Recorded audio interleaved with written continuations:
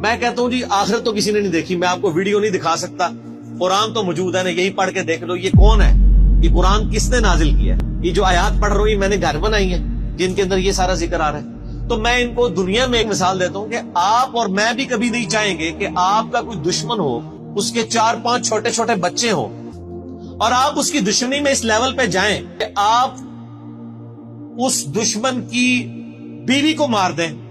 آپ کہیں گے نہیں یار اس کا کیا قصور ہے, اس کے بچوں کا کیا قصور ہے؟ ترس کھائیں گے آپ اور میں تو کھائیں گے نا. تو کیا اللہ تعالیٰ بھی ایسے لوگوں پہ ترس فرماتا ہے؟ کیا دنیا میں ہزاروں مائیں ایسی مر نہیں جاتی پریگنینسی کے دوران جن کے کئی چھوٹے چھوٹے بچے ہوتے ہیں؟ تو آپ کی ڈاکٹرائن مان لی جائے کہ اللہ تعالیٰ ماں سے بھی زیادہ رحم کرنے والا ہے, تو پھر کبھی کسی ایسی عورت کو موت نہیں آنی چاہیے جس کے 4 چھوٹے چھوٹے بچے ہوں. پکی بتائیں مجھے, ماں سے زیادہ پیار کرتا ہے جی, کس نے دوزخ میں پھینکے گا؟ وہ دنیا میں وہ کر رہا ہے آپ کے ساتھ. ہزاروں